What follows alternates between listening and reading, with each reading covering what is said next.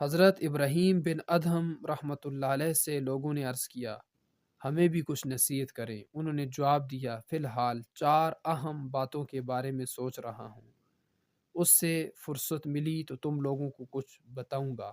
لوگوں نے پوچھا وہ 4 باتیں کون سی ہیں؟ فرمایا وہ 4 باتیں یہ ہیں: یوم میثاق، جس دن اللہ نے تمام انسانوں سے پوچھا تھا کیا میں تمہارا رب نہیں ہوں، اور سب نے جواب میں کہا تھا بے شک تو ہمارا رب ہے۔ اس روز اللہ نے جنتیوں اور دوزخیوں کے ناموں کی فہرست بھی تیار کر لی تھی، نہیں معلوم میرا نام کون سی فہرست میں ہے۔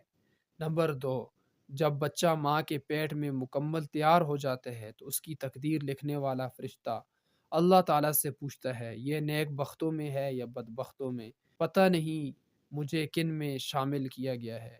نمبر 3، جب موت کا فرشتہ کسی کی روح قبض کرنے آتا ہے اللہ تعالیٰ سے پوچھتا ہے اے پروردگار اسے مسلمانوں کے ساتھ رکھوں یا کافروں میں شمار کروں، پتہ نہیں میرے بارے میں اللہ تعالیٰ کا کیا حکم صادر ہوگا۔ نمبر 4، قیامت کے دن اللہ حکم دے گا وَامْتَازُوا الْيَوْمَ أَيُّهَا الْمُجْرِمُونَ، مجرموں او گنہگارو آج ایک طرف الگ ہو جاؤ، نہیں معلوم مجھے کن لوگوں میں رکھا جائے گا۔